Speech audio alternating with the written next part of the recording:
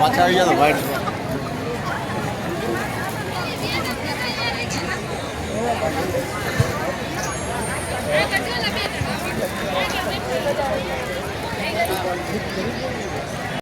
आरे घेर एगली बाना माड़ी दलना से भोड़ा अने दई दीधा लाडकड़ी नादान ए जतान कारी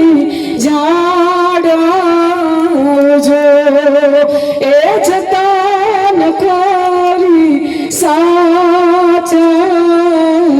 जो દીકરી તમારા ઘરે આવે નાદાન એ જતાન કરી જાડજો એ જતાન કરી સાચવજો અમારે ઘેર લાડકડી ના પિતા હૈયા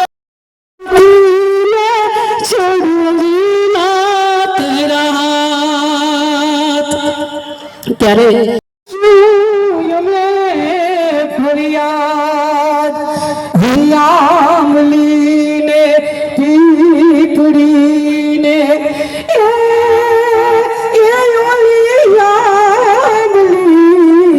ને પીપડી જોશે તારી વાત રે પીડામડી કરશું હોરે હોરે તારે બડા તું કાલે ઉડી જાજ રે હેડા મડી કરશું હવે ફરિયાદ સંતોના પગલા અમારા આશ્રમની અંદર પડ્યા છે ત્યારે અને રામધન આશ્રમ આપનો જ છે તમારો જ છે અમે સાદું કંઈ ન કરી શકીએ પણ આપના આશીર્વાદ અને બધાના સહયોગથી જ્યારે આશ્રમ ચાલતો હોય અને ગુરુ મહારાજ ભાવેશ્વરી માની તબિયત નાદુરસ્ત હોય એટલે તેઓ ઉપસ્થિત નથી રહી શક્યા પણ એમના પણ અંતકરણના આશીર્વચન છે અને વારે વારે બહુ જાજુ નહીં કહેતા પણ ખાલી એક જ વસ્તુ આપને કરીશ કે 3 વસ્તુ જો જીવનમાંથી નીકળી જાય ને તો આપણું જીવન ધન્ય બની જાય એક તો વેર છોડવાનું છે બીજું વેમ છોડવાનું છે કારણ કે વેમની કોઈ દવા હોતી એક વેર છૂટી જાય બીજો વેમ નીકળી જાય અને ત્રીજું વ્યસન છૂટી જાય ને તો આપણું જીવન ધન્ય ધન્ય બની જાય કારણ કે અત્યારે મોટા ભાગનો પૈસો 2 વસ્તુમાં વધારે વપરાય છે એક તો વ્યસનમાં અને બીજું સમજી જાઓ ફેશનમાં વ્યસન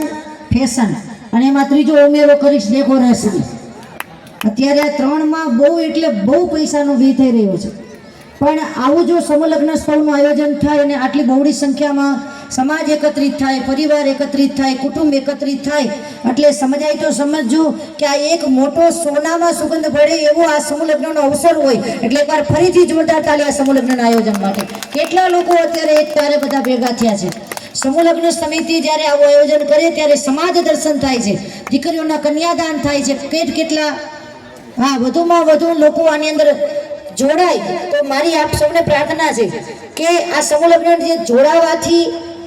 નકર તમે ઘરે લગ્ન કરો તો 500 લોકો હોય પણ સમૂહલગ્નમાં જોડાવ ત્યારે આટલી બહોળી સંખ્યામાં બધાના આશીર્વાદ મળે સમાજ દર્શન થાય અમારા સંતોના આશીર્વાદ મળે બધા લોકોના આશીર્વચન મળે અને સમૂહલગ્નથી જોડાવા માટેથી જ્યારે આવી પ્રેરણા ને ત્યારે એ દીકરીના જીવનની અંદર મારા મહાદેવના પણ આશીર્વચન પ્રાપ્ત થતા હોય છે એટલે વધુમાં વધુ આ સમૂહલગ્નમાં જોડાવ એવી પણ એક સાધુ તરીકે મારી કરબદ્ધ પ્રાર્થના છે તો વધુ જાજુ નહીં કહેતા આપ સૌએ મને જે બોલવાની તક આપી એ બદલ આપ સૌનો ખૂબ ખૂબ આભાર અને બધા સંતોના ચરણોમાં મારા વ્યાસપીઠ અહીંયા સ્ટેજ ઉપરથી પ્રણામ ઓમ નમો નારાયણ જય દશનામ મંગલી શિવે સર્વાર્થ સાધિકે શરણ્યે ત્ર્યંબકે ગૌરી નારાયણે નમસ્તુતે આ જગતની અંદર મોટામાં મોટું કોઈ જો દાન હોય તો એ છે કન્યાદાન કન્યાદાનની તોલે કોઈ પણ દાન આવી શકે નહીં એવું મોટું આ કન્યાદાન છે અને આજે શ્રી દશનામ ગૌસ્વામી સમૂહલગ્ન સ્થળ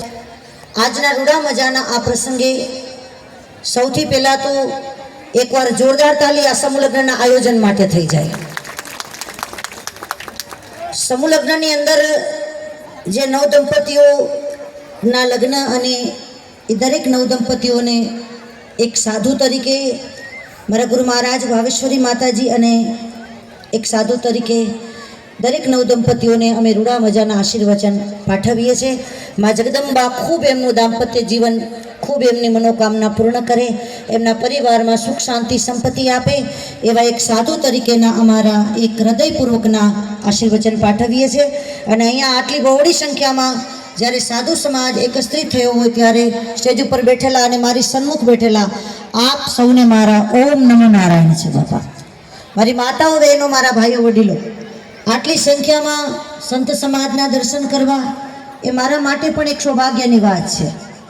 કારણ કે સંતોનો સ્વભાવ છે એવો જનેતાની ગોદ જેવો. ખાલી જો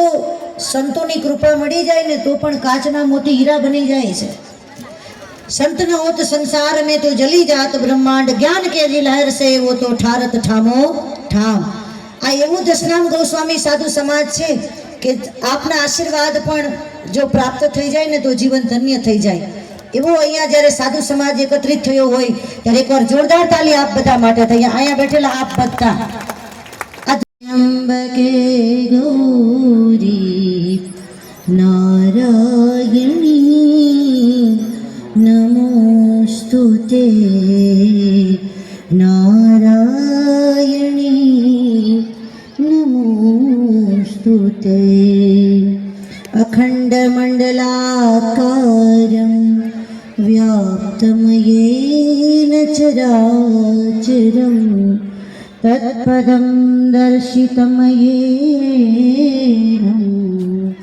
તસ્मै શ્રી ગુરુવે નમઃ. તસ્मै શ્રી ગુરુવે નમઃ. બોલે સદગુરુ ભગવાન કી જય. अपने अपने गुरु महाराज की भावेश्वरी